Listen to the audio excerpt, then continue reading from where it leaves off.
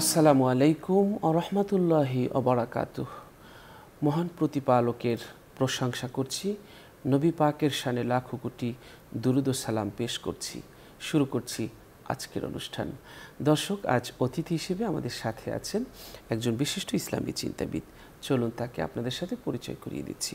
আমাদের সাথে আছেন বাইতুশ শরফ ইসলামী গবেষণা কেন্দ্রের সম্মানিত পরিচালক, বিশিষ্ট ইসলামী চিন্তাবিদ ডক্টর মোহাম্মদ ঈসা শাহিদি। আসসালামু আলাইকুম ওয়া রাহমাতুল্লাহ। ওয়ালাইকুম আসসালাম ওয়া রাহমাতুল্লাহি ওয়া বারাকাতুহু। মোহতারাম, কেমন আছেন আপনি? আলহামদুলিল্লাহ ভালো আছেন? আমরা শুকর আলহামদুলিল্লাহ আলহামদুলিল্লাহ ভালো আছি। দর্শক, আজ আমরা যে বিষয়টি নিয়ে আলোচনা করব সেটি হচ্ছে কষ্টের সঙ্গেই রয়েছে শান্তি। একটি চমৎকার বিষয় এবং গুরুত্বপূর্ণ বিষয়। আল্লাহ তাআলা কোরআনুল কারিমে বলেছেন যে মানুষ নিরাশ হয়ে যাওয়ার পর তিনি বৃষ্টি বর্ষণ করেন আর নিজের রহমত ছড়িয়ে দেন। তিনি সকল গুণে প্রশংসিত এবং প্রকৃত অভিভাবক তিনি। সুবহানাল্লাহ। কোরআনুল কারিমের আরেকটি আয়াতে আল্লাহ রাব্বুল আলামিন বলেছেন, আল্লাহ যিনি বায়ু প্রেরণ করেন অতঃপর তা মেঘমালার সঞ্চার করেন অতঃপর তিনি তা আকাশে ছড়িয়ে দেন যেভাবে ইচ্ছা করেন, অতঃপর তাকে খণ্ড বিখণ্ড করে দেন, তারপর তুমি দেখতে পাও তার মাছ থেকে বৃষ্টি ফোঁটা নির্গত হচ্ছে, অতঃপর তিনি তার বান্দাদের মধ্যে যাদের নিকট তিনি ইচ্ছে করেন তাদের কাছে যখন তা পৌঁছে দেন তখন তারা হয় আনন্দিত, যদি ইতিপূর্বে তাদের প্রতি বৃষ্টি বর্ষণের পূর্বে তারা ছিল চরমভাবে হতাশ ছিল তারা। আমাদের আল্লাহ রাব্বুল আলামিন বান্দার হতাশা দেখে হাসেন, যার অবস্থা তিনি শীঘ্রই পরিবর্তন করতে চলেছেন। তো আল্লাহ তাআলা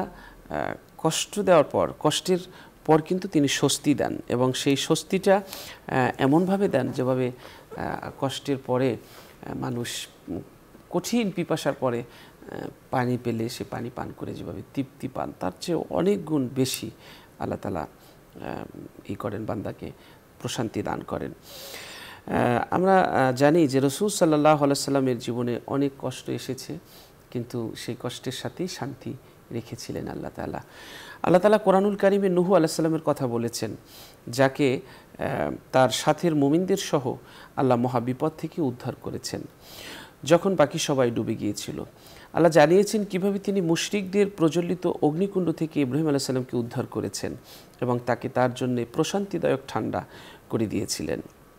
আরও কোরআনুল কারিমে আল্লাহ তাআলা বলেছেন, ইব্রাহিম আলাইহিস সালাম তার সন্তানকে কুরবানি করার শেষ মুহূর্তে এক উত্তম কুরবানির বিনিময়ে ইসমাইল আলাইহিস সালামের প্রাণ তিনি কীভাবে বাঁচিয়েছিলেন।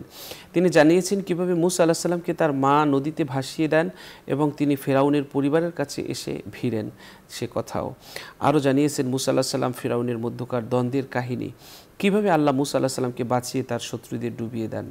তিনি আইয়ুব আলাইহিস সালামের কথা জানিয়েছেন, কিভাবে আইয়ুব আলাইহিস সালামের অসুস্থতা থেকে তিনি সুস্থতা দান করেন।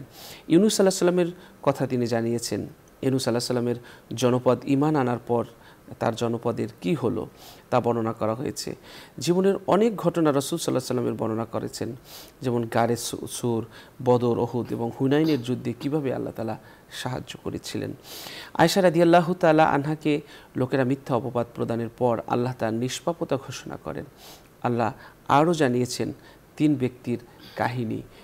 একটি হাদিসেও আমরা এই কাহিনীটি জানি যে কীভাবে তাদেরকে কষ্ট থেকে মুক্তি দিয়েছিলেন। কোরআনুল কারিমে আল্লাহ রাব্বুল আলামিন বলেছেন যে যারা তাবুকের যুদ্ধে অংশগ্রহণ করা থেকে পেছনে থেকে গিয়েছিল গ্রহণ করা থেকে তাদের অনুশোচনার আগুনে এমনই দগ্ধ হলো তারা যে পৃথিবী তার পূর্ণ বিস্তৃতি নিয়েও তাদের জন্য সংকুচিত হয়ে গিয়েছিল, আর তাদের জীবন দুর্বিষহ হয়ে উঠল, আর তারা বুঝতে পারল যে আল্লাহ ছাড়া তাদের কোনো আশ্রয় নেই, তার কাছে ফিরে যাওয়া ব্যতীত। অতঃপর তিনি তাদের অনুগ্রহ করলেন যাতে তারা অনুশোচনায় তার দিকে ফিরে আসে। সুবহানাল্লাহ, সুবহানাল্লাহ। এভাবে করে আমরা অনেক ঘটনা কোরআন হাদিসে দেখতে পাই যে কষ্টের সঙ্গে কিভাবে আল্লাহ স্বস্তি রাখেন, শান্তি রাখেন। চলুন বিষয়টি নিয়ে আলোচনা শুনছি আমাদের আজকের অতিথির কাছ থেকে। জি মোহতারাম। শুকরিয়া। আসসালামু আলাইকুম। ওয়ালাইকুম আসসালাম। আউযু বিল্লাহি মিনাশ শাইতানির রাজিম বিসমিল্লাহির রহমানির রহিম ফাইন্না মাআল উসরি ইউসরা ইন্না মাআল উসরি ইউসরা। পারায় ৩০তম পারায় সূরা ইনশিরাহের দুটি আয়াত আমি তেলাওয়াত করেছি। এখানে আল্লাহ পাক সুবহানাহু ওয়া তাআলা বলছেন যে ইন্না মাআল উসরি ইউসরা, কঠিন অবস্থার সাথে সাথেই তোমাদের জন্য সহজ অবস্থা আছে, দুঃখের পরে সুখ আছে। এবং এটা তাকিদ দিয়ে বলছেন, গুরুত্বের সাথে বলছেন যে অবশ্যই অবশ্যই দুঃখের পরে তোমাদের জন্য সুখ আছে। এটা আমরা মুমিন হিসাবে এই কথার উপরে আমাদের বিশ্বাস স্থাপন করতে হবে। আমাদের একটু সমস্যা হলো, যখনই আমরা কোনো সময় বিপদের মধ্যে পড়ে যাই, কষ্টের মধ্যে পড়ে যাই, কষ্টটা দুইভাবে আসে মানুষের জীবনে। একটা হলো প্রাকৃতিকভাবে আসে, যারা ইমানদার নয় তারাও মনে করে যে প্রাকৃতিকভাবে এই অসুবিধাটা আসছে, যেমন অসুখ বিসুখের মধ্যে পড়ে যাওয়া, বড় ধরনের ক্ষয়ক্ষতির মধ্যে পড়া, অ্যাক্সিডেন্ট করা, এরকম ঘটনাগুলো। আর কিছু আছে, এটা আমরা যারা মুসলমানরা মনে করি যে এটা আল্লাহর পক্ষ থেকে সরাসরি, কিন্তু আর কিছু কষ্ট আছে, দুঃখ আছে যেটা সরাসরি আল্লাহর পক্ষ থেকে নয়, একটু ঘুরাইয়া, যে অন্য মানুষের মাধ্যমে কষ্টটা আসে। যে আমার বন্ধু বান্ধবদের মধ্যে আমার শত্রু আছে, আমার কলিগ আছে, এদের পক্ষ থেকে এমন এমন কষ্টের মধ্যে আমি পড়ে যাই, এমনকি মানে ঘরের মহিলার নিজের স্ত্রীর পক্ষ থেকে, ছেলে মেয়েদের পক্ষ থেকেও এরকম কষ্টের মধ্যে হয়ে যায়। এইটা তাহলে আল্লাহ বোধহয় আমার উপর নারাজ হয়ে গেছে। কিন্তু ইসলামী জীবন দর্শন, কোরআন হাদিসের দৃষ্টিভঙ্গি পর্যালোচনা করলে আমরা যে জিনিসটা বুঝতে পারি সেটা হলো যে আল্লাহ পাক সুবহানাহু ওয়া তাআলা এই বিশ্ব ব্যবস্থায়, এই বিশ্ব মানব জীবনকে যেভাবে পরিচালনা করেন, সেখানে অনিবার্যভাবে মানুষের জন্য কষ্ট রেখেছেন। কষ্ট ভোগ করতে হবে এবং কষ্টের মাধ্যমে সে পিউরিফাইড হয়ে, পরিশুদ্ধ হয়ে, যোগ্য হয়ে তারপরে আল্লাহর প্রিয় বান্দা, সফল একজন মানুষ হতে পারবে। যেমন পরীক্ষার কথাটাই বলি, ছাত্ররা যখন স্কুলে যায়, মাদ্রাসায় লেখাপড়া করে, যারা পরিশ্রম করে, নানা কষ্ট ভোগ করে, তারাই জীবনে সফল হয়। আর যারা এই যৌবনকালে, কৈশোরের সময়ে যে আলালের ঘরের দুলাল হয়ে যারা জীবনযাপন করেছে, তাদের জীবনে কষ্ট নাই, যারা কষ্টের বিভিন্ন ধাপ অতিক্রম করে নাই, তারা সফল হতে পারে না। আল্লাহ পাক সুবহানাহু ওয়া তাআলা পরিষ্কারভাবে বলেছেন, ওয়ালানাবলুওয়ান্নাকুম বিশাইইম মিনাল খাউফি ওয়াল জু'i ওয়া নাকসিম মিনাল আমওয়ালি ওয়াল আনফুসি ওয়াস সামারাত। আমি অবশ্যই তোমাদেরকে পরীক্ষা করব। ওয়ালানাবলুওয়ান্নাকুম বিশাইইম মিনাল খাউফ, ভয় দিয়ে, ভয়ের কিছু অংশ, বলছে যে অত ভয় না, একটু অংশ দিয়ে ভয়ের মধ্যে সম্মুখীন করে, ওয়াল জু, এবং ক্ষুধার মধ্যে তোমাদের পতিত করে, ক্ষুধার সম্মুখীন অনাহারে রেখে, মিনাল খাউফি ওয়াল জু ওয়া নাকসিম মিনাল আমওয়ালি ওয়াল আনফুসি ওয়াস সামারাত, তোমাদের প্রাণ এবং তোমাদের সম্পদ এবং তোমাদের ফসল আদির মধ্যে ক্ষয়ক্ষতির সম্মুখীন করে আমি তোমাদেরকে পরীক্ষা করব। তা কাজেই আমরা যাতে এই কথা মনে না করি যে আমার যে ফসল নষ্ট হয়ে গেল, আমার ব্যবসার মধ্যে কোনো দুর্যোগ দুর্ঘটনা আসলো, তখন এটা আল্লাহর পক্ষ থেকে না, অবশ্যই এগুলো আল্লাহর পক্ষ থেকে। এই সম্পদের মধ্যে, ক্ষেত খামারের মধ্যে, ফসলের মধ্যে, তারপরে এমনকি প্রাণহানির মতো ঘটনাও, যে আত্মীয় স্বজন, নিকট আত্মীয়দের মধ্যে এ ধরনের যদি কোনো ঘটনা ঘটে, সেটা হলো যে কোরআন মজিদের ভাষ্য অনুযায়ী সূরা বাকারার এই আয়াত, যে এটা আল্লাহর পক্ষ থেকে এবং আল্লাহ পরীক্ষার সম্মুখীন করে। ফাবাশশিরিস সাবিরিন, এই অবস্থায়, এই যে আমি দুঃখ কষ্টের মধ্যে মানুষকে পতিত করি, সম্মুখীন করি, তখন তার করণীয় কি, বান্দার করণীয় কি, মানুষের করণীয় কি? আল্লাহ তাআলা বলছেন ফাবাশশিরিস সাবিরিন, এই অবস্থায় যারা ধৈর্য ধারণ করে। ধৈর্য ধারণ কি? এই বিপদ আপদ আসলো, সমস্যা আসলো, এই সমস্যার মোকাবেলায় নিজে মনোবল ঠিক রেখে এগুলো কাটিয়ে ওঠার জন্য যারা চেষ্টা করে, সবর করে, তাদেরকে সুসংবাদ। ফাবাশশিরিস সাবিরিন আল্লাযীনা ইযা আসাবাতহুম মুসিবা, কারা ধৈর্যশীল, কারা যে যাদের কাছে এরকম কোনো বিপদ আপদ আসলে তারা বলেছে কি ইযা আসাবাতহুম মুসিবা, কোনো বিপদ মুসিবত আসলে বলে ইন্না লিল্লাহি ওয়া ইন্না ইলাইহি রাজিউন। এখানে আমার তো ভেঙে পড়ার কোনো কারণ নাই, আমি ভেঙে পড়বো না, কারণ এটা আমার জীবনটাই তো আল্লাহর জন্য।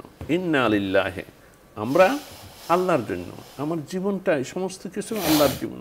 ওয়া ইন্না ইলাইহি রাজিউন, শেষ পর্যন্ত তো সেখানেই আমার ফিরে যেতে হবে, কাজে আমি অসন্তুষ্ট হব কেন?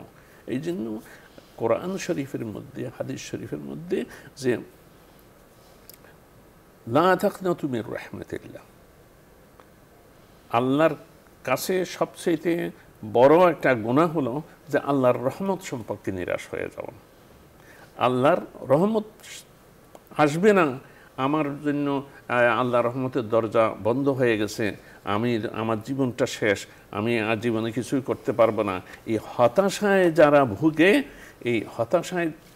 এই হতাশায় যারা ভোগে, এবং এমনকি হতাশায় ভুগতে ভুগতে আজকে যে মানে আমাদের সমাজে তো কম, অন্যান্য ওয়েস্টার্ন কান্ট্রিগুলোতে, অন্যান্য দেশে, এমনকি জাপানে, যাকে অনেক সুখী দেশ বলে আমরা মনে করি, সমৃদ্ধ দেশ মনে করি, আত্মহত্যার প্রবণতা কোত্থেকে আসে? যখন দুঃখ মুসিবত কষ্ট আসে সেটা সহ্য করে না, মনোবল হারাই ফেলে, এবং আল্লাহ যে এইখান থেকে উদ্ধার করবে, ইন্না মাআল উসরি ইউসরা, এই বিপদ থেকে উদ্ধার করবে, সেই ব্যাপারে আর কোনো নিরাশ হওয়ার পরে আত্মহননের পথ বেছে নেয়। এই জন্যে এই আত্মহত্যা যারা করে, আত্মহননের পথ যারা বেছে নেয়, তাদের মাপ নাই, তাদের গুনাহ মাপ নেই, তারা চিরস্থায়ীভাবে জাহান্নামী হবে। তো এবং এটা কবিরা গুনাহ। এই জন্য জানাজা পড়ার ব্যাপারেও একটা বিধান আছে যে তাদেরকে কোনো রকমে দায় সারা গোছের এমনি মাটি দিয়া মানে ওদের অবহেলা করতে হবে। তাদের কোনো গুরুত্বপূর্ণ আলেম, গুরুত্বপূর্ণ কোনো ব্যক্তি তাদের জানাজা পড়বে না, এটা কিলে নিরাশ হয়ে গেছে জীবন সম্পর্কে। কাজেই ইসলামের শিক্ষা হলো যে বিপদ মুসিবত আসবে, এগুলো কাটিয়ে উঠতে হবে, এবং কাটিয়ে উঠলেই দেখা যাবে যে একটা স্বস্তি, একটা সুখ, একটা শান্তি, একটা সমৃদ্ধি প্রত্যেকের জীবনের মধ্যে দেয়।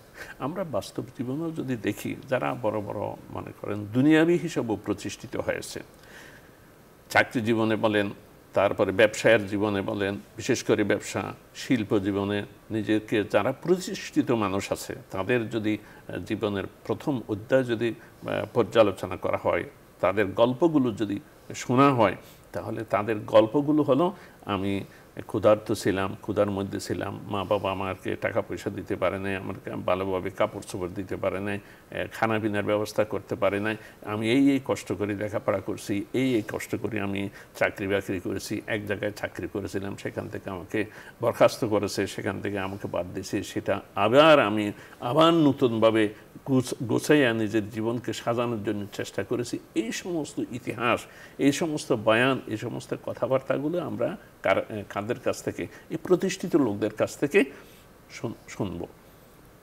শুনতে পাই। তো কাজেই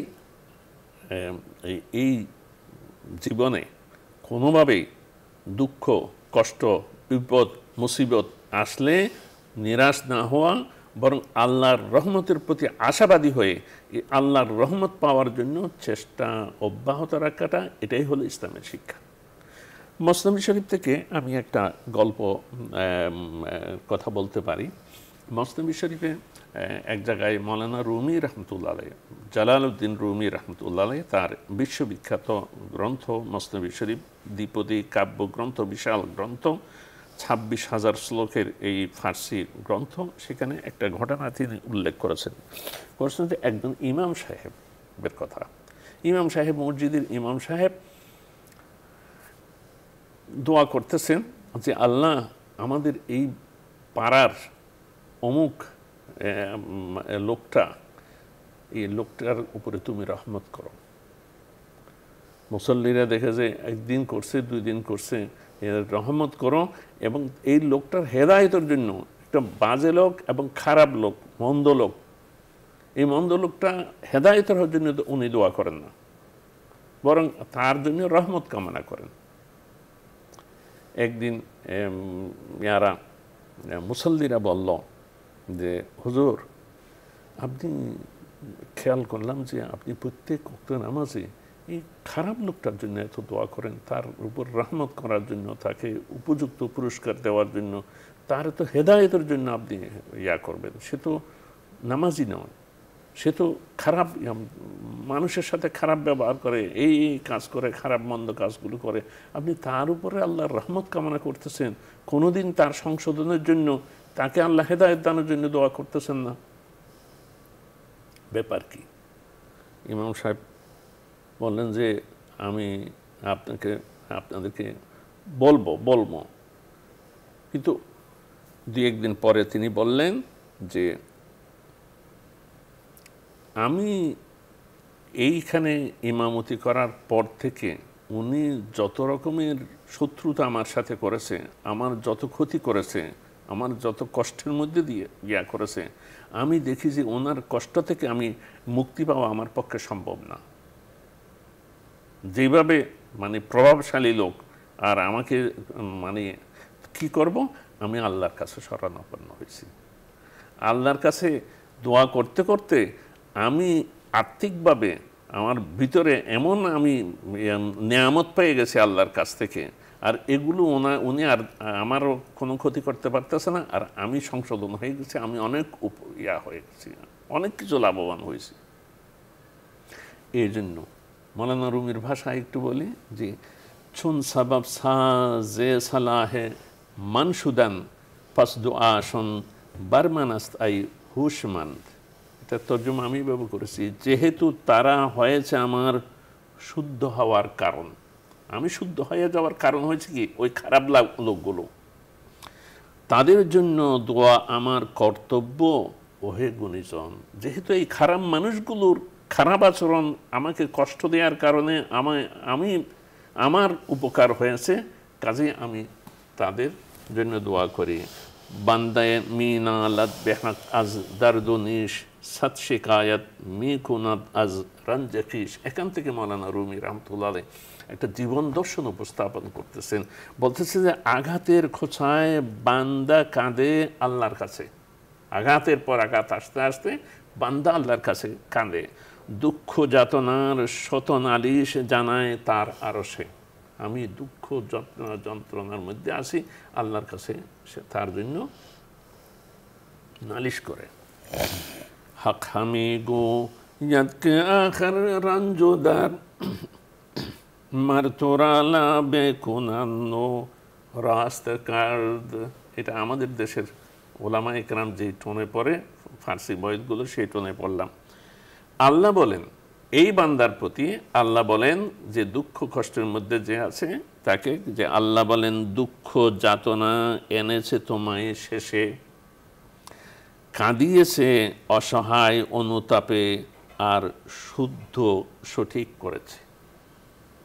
শেষ পর্যন্ত তোমার উপরে মানুষের অত্যাচার দুঃখ কষ্ট আসার কারণে তুমি কাঁদতে কাঁদতে আমার কাছে এসে আশ্রয় চাইছো এবং তুমি নিজে শুদ্ধ হয়ে গেছো।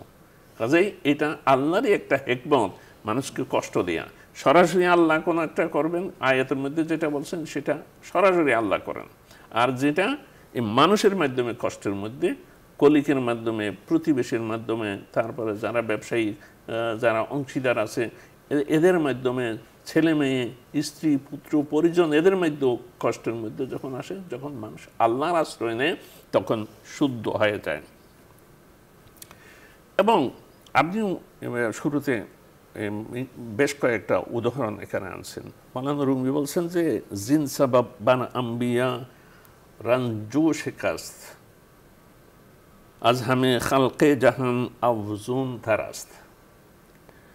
জিন সাবাব বান আম্বিয়া রঞ্জু শিকাস্ত আজ হামে খালকে জাহান আফজুন তারাস্ত। এ কারণে নবী রসুল গণের উপর দুঃখ পরাজয় জগতের সব মানুষের চেয়ে অধিকতর ছিল নিশ্চয়। এই কারণেই দুনিয়াতে আল্লাহর নবী রসুল প্রিয় বান্দাদের উপরে দুঃখ। আমি তো প্রায় সময় বলি যে এমন নয় যে যারা হুজুর একটু শুদ্ধভাবে হচ্ছে তাদের কোনো অসুখ বিসুখ হবে না, তাদের স্ত্রীরাও অসুখ হবে না, যেহেতু হুজুরের স্ত্রী বিবি সাহেবের কেন অসুখ হবে, উনি তো সবসময় মানে সুস্থ হবে না, তাদের অসুখ আরও বেশি। তখন করতে হবে কি, সবর করতে হবে। যাই হুজুর আকরাম সাল্লাল্লাহু আলাইহি ওয়াসাল্লাম ইরশাদ করেছেন, হাদিস শরীফে আছে, হযরত মুসআব ইবনে সাদ রাদিয়াল্লাহু তাআলা আনহু তার পিতার থেকে একটি হাদিস বর্ণনা করেছেন যে তার পিতা সাদ রাদিয়াল্লাহু তাআলা আনহু তিনি বললেন যে আমি আল্লাহ রসুলের কাছে জিজ্ঞাসা করলাম যে এত কষ্ট আপনি করতেছেন, নানা ধরনের কষ্ট, অভাব অভিযোগ, এই যে ক্ষুধার কথা, ক্ষুধার্ত থাকা, তারপরে অনাহারে থাকা, আল্লাহ রসুলের জন্য আমরা তো মনে করি যে হুজুর হইলে অনেক নাজ নিয়ামত সব সামনে আসবে, কিন্তু আল্লাহ রসুল তো ক্ষুধা, অর্ধাহার, অনাহারের অনেক কষ্ট ভোগ করেছেন, সাহাবা একরাম করেছেন, তারপরে যারা বিরোধী কাফির মুশরিক ছিল তাদের পক্ষ থেকে নির্যাতন এসেছে। তখন তিনি প্রশ্ন করলেন, ইয়া রাসূলুল্লাহ, আইয়ুন নাসি আশাদ্দু বালাআন, বালা মুসিবতের সম্মুখীন হয়েছে মানুষদের মধ্যে কোন শ্রেণীটা সবচেয়ে বেশি? রাসূলুল্লাহ সাল্লাল্লাহু আলাইহি ওয়াসাল্লাম বললেন, ক্বালা আল আম্বিয়া, যে নবীগণই সবচেয়ে বেশি বালা মুসিবতের সম্মুখীন হয়েছে।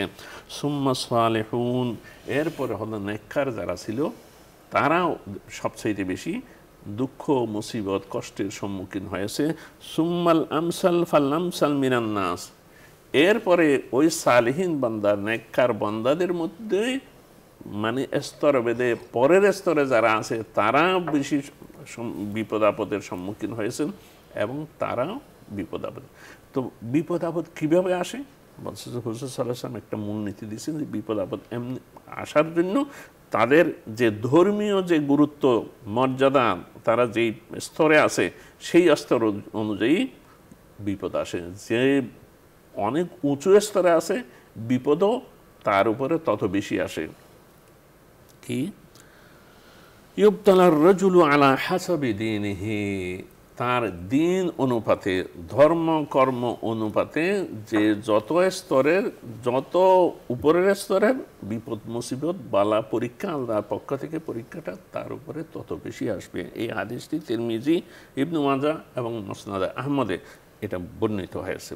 অত্যন্ত গুরুত্বপূর্ণ একটা আমরা হাদিস, যেটা আমাদের জন্য জীবন দর্শন। মাওলানা রুমি রাহমাতুল্লাহ আলাইহি অন্যত্র বলেন, তাকশি খানদান খুশ বারে হারাজ আসপে আসসাবরু মিফতাহুল ফারাজ, তুমিও বহন করবে দুঃখের বোঝা, হাসি মুখে সবর সাফল্যের চাবি, একথায় বিশ্বাস রেখে। অর্থাৎ তুমি দুঃখ মুসিবত কষ্ট প্রতিকূল অবস্থা যাই হোক সেগুলোকে হাসি মুখে বরণ করতে হবে। এই জন্য হাদিস শরীফে আছে আসসাবরু মিফতাহুল ফারাজ, সবর তার ধৈর্য হলো যে তোমার উন্নতি অগ্রগতি এর জন্য মানে চাবিকাঠি। ধৈর্য ধারণ করতে পারলে কোনো দুঃখ থাকবে না, সেটা সুখে রূপান্তরিত হবে। অশান্তি থাকবে না, সেটা শান্তিতে রূপান্তরিত হবে। এবং এই যে বিপদ আপদ মুসিবত, এটা যে কেন বান্দার জন্য আল্লাহ তাআলা, মাওলানা রুমি রাহমাতুল্লাহ আরেক জায়গায়, আমি তো এটার উপর কাজ করতেছি, হঠাৎ এটা আসলো যে দেখি মাওলানা রুমি কি বলছেন। আরেকটা রোমান্টিক গল্প তিনি বলছেন যে এক যুবক, বেকার ধরনের যুবক, এক মেয়ের উপর আশিক হয়েছে। আশিক মানে আসক্ত হওয়া, প্রেমাসক্ত হওয়া।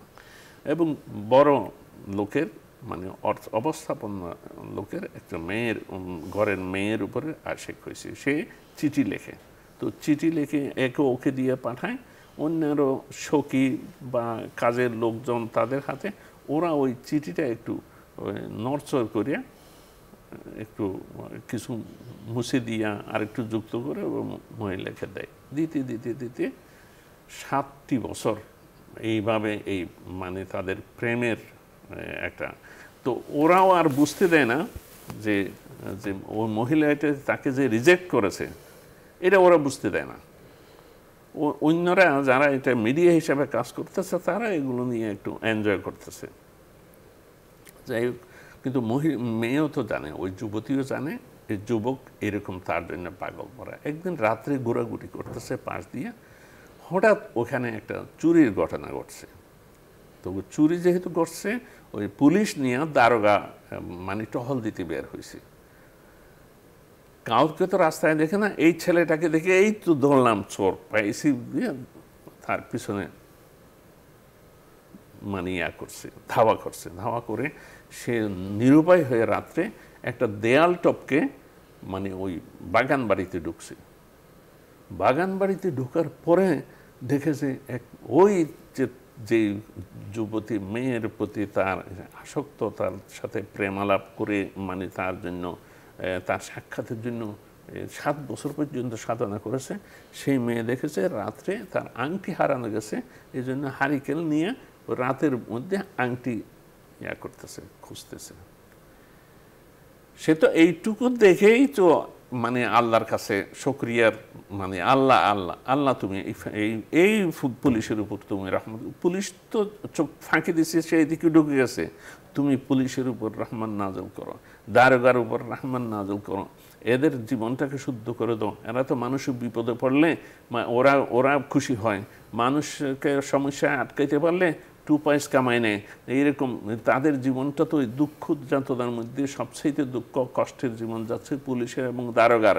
মানুষকে অপরাধের পেছনে পড়তে করতে তাদের মনটাও অপরাধী হয়ে গেছে। আল্লাহ তুমি তাদের উপর রহমান নাযিল করো। কেন সে দোয়া করতেছে যে তারা আমাকে ধাওয়া করছে বলে, আমার উপরে এভাবে আমাকে ধরার জন্য চেষ্টা করেছে বলে আমি টপ লাভ দিয়ে আমার এই মানে বান্ধবীকে সান্নিধ্যে এসে গেছি। এখন মহিলা বলে যে কি এই সমস্ত পাগলামি কি করতেছো, তুমি কোত্থেকে আসছো? আমি তো তোমার জন্য এরকম এরকম, আমি তো আমাকে ধাওয়া করছিল, আমি এভাবে। কে বলছে তুমি আমার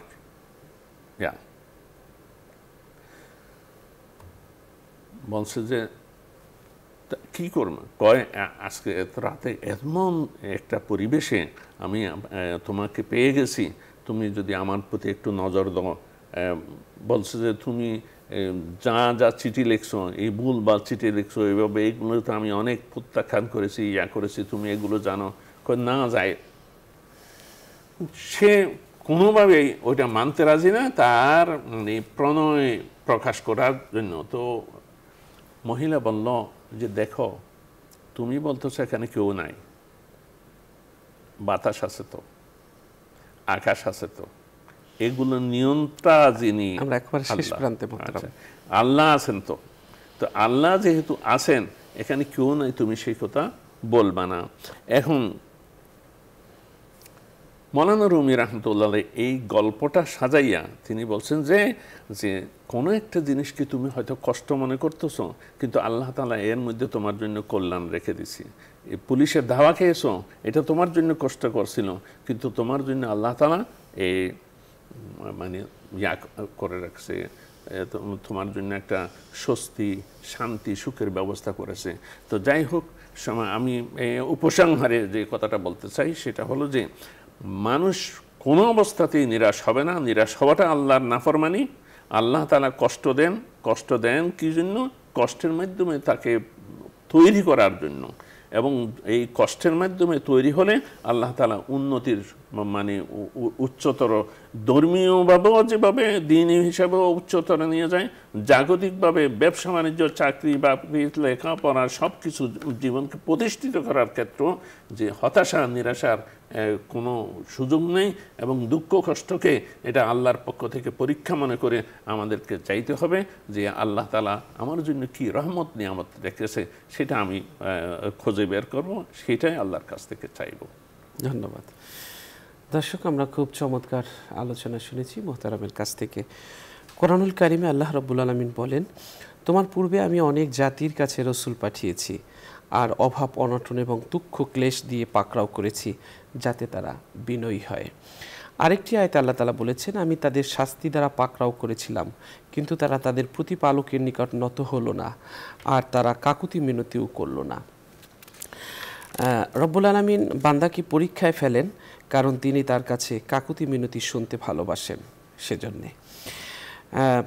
সাইদ বিন আব্দুল আজিজ বলেন, দাউদ আলাইহিস সালাম বলেন, সুমহান সেই সত্তা যিনি বিপদে ফেলে বান্দাকে দোয়া করতে বাধ্য করেন। সুমহান সেই সত্তা যিনি স্বাচ্ছন্দ্য প্রদানের মাধ্যমে কৃতজ্ঞ হতে দেন। সুবহানাল্লাহ। মোহাম্মদ আল মুনকাদির প্রচণ্ড কষ্টে ছিলেন। আবু জাফর মোহাম্মদ ইবনুল আলী তার পাশ দিয়ে যাওয়ার সময় তার ব্যাপারে মানুষকে জিজ্ঞেস করলেন। লোকেরা জানালো তিনি ঋণগ্রস্ত। আবু জাফর বলেন, তার জন্য কি দোয়ার দরজা খুলেছে? তারা জানালো হ্যাঁ। আবু জাফর বললেন, বান্দা সত্যি সৌভাগ্যবান যদি সে প্রয়োজনের সময় তার রবকে বেশি বেশি ডাকে, তা যে প্রয়োজনই হোক না কেন। তাদের কেউ কি বিপদে পড়ে দোয়া করার সময় দ্রুত জবাব আশা করতো না? তাদের যে রবকে প্রয়োজন হয়েছে, এই অবস্থাটি দ্রুত শেষ হয়ে যাক। অর্থাৎ আমরা একটি জিনিস খেয়াল রাখবো যে যদি ঋণগ্রস্ত হই, বিপদগ্রস্ত হই, তখন আল্লাহর কাছে চাবো। সেই চাওয়ার আগে যখন সুখে থাকবো, তখনও যেন আমরা আল্লাহর প্রশংসা করি। তাহলে যখন বিপদে পড়বো, তখন দোয়ার শব্দ শুনে ফেরেশতারা আল্লাহকে বলবে, আল্লাহ আমরা তো পরিচিত একটা কণ্ঠ শুনতে পাচ্ছি, এই কণ্ঠ তো পরিচিত মানুষের কণ্ঠ, পরিচিত কেউ বিপদে পড়েছে। তখন ফেরেশতারা ওই যে আগে দোয়া করতো, সেই কণ্ঠ পরিচিত হয়, পরিচিত লাগে, সেজন্য আল্লাহর কাছে সুপারিশ করে দোয়া কবুল করার জন্যে। গুনাহ মাফ হয় দোয়া, এই বিপদের কারণে কষ্টের মধ্যে পড়লে আল্লাহ গুনাহ মাফ হয় এবং ধৈর্য ধরে বিপদ সহ্য করার যে সওয়াব, সেটা লাভ হয়। বিপদে পড়লে বান্দার তার গুনাহ, আল্লাহ তাআলা গুনাহের কথা স্মরণ হয় এবং সে আল্লাহ তাআলার সে কাছে তাকওয়া অবলম্বন করার সুযোগ পায় এই বিপদ আপদের মাধ্যমে। এরপর শক্ত এবং কঠিন থাকার পর অন্তর নরম হয়। যখন মানুষ বিপদে পড়ে, তখন আল্লাহ তাআলার কাছে নরম করে অন্তর কান্নাকাটি করে, তখন আল্লাহ সেটা কবুল করে। ব্যক্তি জীবনকে আল্লাহ তাআলা সামনে বিনয়ী করে তোলেন এবং প্রচুর নেক আমলের চেয়ে এরকম একটি অবস্থায় আল্লাহর কাছে বেশি প্রিয়। এসব বিপদের কারণে ব্যক্তির হৃদয় আল্লাহর দিকে ঘুরে যায়। এরপর বিপদের ফলে বান্দা তাওহীদকে সম্পূর্ণরূপে বাস্তবায়ন করে এবং একে অন্যের অনুভব করে। বিপদের ফলে বান্দা সৃষ্টি থেকে মুখ ফিরিয়ে স্রষ্টামুখী হয়। বিপদের ফলে বান্দা তার যে বিপদ আপদের ফলে অন্তর ধৈর্যের এবং সন্তুষ্টির মিষ্টতা অনুভব করে। এটি হলো বিরাট একটি পুরস্কার। এই জন্য আমরা যদি বিপদ আসে, তাহলে যেন মনে না করি যে এটা আমার জন্য কষ্টের, কারণ অনেক সময় বিপদ আল্লাহ রহমত স্বরূপ পাঠান আমাদের কাছে। বিপদও অনেক সময় রহমত স্বরূপ হয়। এজন্য আমরা আল্লাহর কাছে সুখের দিনেও সন্তুষ্ট থাকব, দুঃখের দিনেও সন্তুষ্ট থাকব। আমরা কেউ কষ্টে পড়ে ব্যথা যন্ত্রণায় আত্মহত্যার পথ বেছে নেব না। এই জীবনটা অনেক সুন্দর এবং এই সুন্দর জীবনটাকে আমরা কখনোই নিজ হাতে শেষ করে দেব না। আল্লাহ রাব্বুল আলামিন আমাদের সকলকে কষ্টে বিপদে ধৈর্য ধারণ করার তৌফিক দান করুন। দর্শক, আমরা অনুষ্ঠানের এ পর্যায়ে একটি মোনাজাত করব। আপনারাও চাইলে আমাদের সাথে মোনাজাতে শরীক হতে পারবেন। আল্লাহুম্মা সাল্লি আলা সাইয়্যিদিনা ওয়া নাবিয়িনা ওয়া শাফিয়িনা ওয়া হাবিবিনা ওয়া মাওলানা মুহাম্মদ সাল্লাল্লাহু আলাইহি ওয়া আলা আলিহি ওয়া আসহাবিহি ওয়া বারাকা ওয়া সাল্লাম। আল্লাহুম্মা আমিন। اللهم آمين. ربنا ظلمنا أنفسنا وإن لم تغفر لنا وترحمنا لنكونن من الخاسرين. رب العالمين, আপনি আমাদের জীবনের সমস্ত গুনাহ খাতা মাফ করে দিন। রব্বুল আলামিন, আমাদেরকে পরিপূর্ণ ধৈর্য ধারণ করার তৌফিক দান করুন। রব্বুল আলামিন, পরিবার পরিজন আল্লাহ এদেরকে রক্ষা করুন, অপরাধ থেকে এদেরকে রক্ষা করুন। আমাদেরকেও আল্লাহ অপরাধের পথ থেকে চিরদিনের জন্য ফিরে আসার তৌফিক দান করুন। রব্বুল আলামিন, আমাদের জন্য এমন স্ত্রী এবং সন্তান সন্ততি দান করুন যারা হবে আমাদের জন্য চোখ জুড়ানো, আর আপনি আমাদেরকে মুত্তাকিনদের অনুসরণ করার তৌফিক দান করুন। রব্বুল আলামিন আমাদেরকে সালাত কায়েমকারী বানান এবং আমাদের বংশধরদের মধ্যে হতেও আল্লাহ যারা আসবে তাদেরকে নামাজি, দিনদার, পরহেজগার, মুত্তাকি বানায় দিয়েন। রব্বুল আলামিন আমাদের মোনাজাত মিনতি আপনি কবুল আর মঞ্জুর করে নিন। রব্বুল আলামিন যেদিন আল্লাহ বিচার দিবস আসবে, মহাবিচার দিবসে আপনি যেদিন সিংহাসনে বসবেন, ওই দিন বিনা হিসেবে অনেক মানুষদেরকে জান্নাতবাসী করে দিবেন। আল্লাহ আমাদের নামটা ওই তালিকায় আপনি লিখে নিন। রব্বুল আলামিন আমাদের বক্ষকে প্রশস্ত সম্প্রসারিত করে দিন এবং আমাদের সকল কাজকে আপনি সহজ করে দিন। রব্বুল আলামিন আমাদের জিহ্বার জড়তা দূর করে দিন। আল্লাহ আমাদের সকল জড়তা আপনি দূর করে দিন।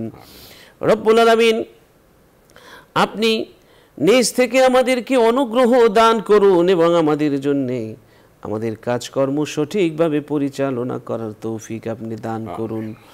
রব্বুল আলামিন আপনি ছাড়া কার কাছে যাব? আমাদের ধৈর্যের উপর আপনি আল্লাহ রাখুন, আল্লাহ অবিচল রাখুন ধৈর্যের পথে। রব্বুল আলামিন আর আমাদের বিরুদ্ধে কাউকে আপনি বিজয় দান করিয়েন না। রব্বুল আলামিন আমাদের পাপ এবং আমাদের কাজের সীমা লঙ্ঘন আপনি ক্ষমা করে দিন। রব্বুল আলামিন কাফের সম্প্রদায়ের বিরুদ্ধে আমাদেরকে আপনি সাহায্য করুন। রব্বুল আলামিন আপনি গুনাহসমূহ ক্ষমা করতে পছন্দ করেন। আপনি আমাদেরকে ক্ষমা করে দিন, কারণ ক্ষমা আপনি ভালোবাসেন। আমাদের সকলকে আগুনের আযাব থেকে আপনি চিরদিনের জন্য মুক্তি দান করুন। রব্বুল আলামিন আপনার কাছে ফরিয়াদ, রব্বুল আলামিন আমাদের পাপ রাশি ক্ষমা করুন, মন্দ কাজ দূরীভূত করুন, সৎকর্মপরায়ণদের অন্তর্ভুক্ত আমাদেরকে আপনি করে দিন। রব্বুল আলামিন নিজেদের প্রতি জুলুম করেছি, আল্লাহ আপনি আমাদেরকে রক্ষা করুন, ক্ষমা করুন, দয়া করুন, আর আমরা ক্ষতিগ্রস্তদের অন্তর্ভুক্ত হব যদি আপনি দয়া না করেন। রব্বুল আলামিন আমরা ঈমান এনেছি, আপনি আমাদের ক্ষমা করুন, দয়া করুন। আপনি তো সর্বশ্রেষ্ঠ দয়ালু রহমানুর রহিম। আপনি আমাদের জীবনের সমস্ত ভুল ত্রুটি মাফ করে দিয়ে আমাদের আল্লাহ নেক বান্দা হিসেবে কবুল করে নিন। আল্লাহ এই অনুষ্ঠানের পৃষ্ঠপোষক বসুন্ধরা গ্রুপের চেয়ারম্যান, আল্লাহ তাকে নেক হায়াতে তৈয়বা দান করুন। আল্লাহ বসুন্ধরা গ্রুপের মাধ্যমে দেশের জন্য, দেশের মানুষের জন্য, ইসলামের জন্য আরো বেশি বেশি কাজ করতে পারে সেই তৌফিক আপনি নসিব করুন। রব্বানা লা তুজিগ কুলুবানা বা'দা ইয হাদাইতানা ওয়া হাব লানা মিন লাদুনকা রাহমাতান ইন্নাকা আনতাল ওয়াহ্হাব। সুবহানা রাব্বিকা রাব্বিল ইজ্জাতি আম্মা ইয়াসিফুন ওয়া সালামুন আলাল মুরসালিন আলহামদুলিল্লাহি রাব্বিল আলামিন। দর্শক, আমাদের সাথে দীর্ঘ সময় যারা থেকেছেন তাদেরকে আবারও ধন্যবাদ জানাচ্ছি। আমাদের সাথে থাকুন, কারণ এই অনুষ্ঠানটি একটি জনপ্রিয় অনুষ্ঠান। প্রতিদিন এই সময় থাকুন নিউজ 24-এর সাথে, থাকুন আমাদের সাথে। আল্লাহ তাআলা আপনাদের সকলকে সুস্থ রাখুন, ভালো রাখুন, নিরাপদে রাখুন, সেই প্রত্যাশা নিয়ে আমরা আজ এখানেই বিদায় নিচ্ছি। দেখা হবে আগামীকাল ঠিক এই সময়। আল্লাহ হাফেজ। আসসালামু আলাইকুম ওয়া রাহমাতুল্লাহি ওয়া বারাকাতুহু।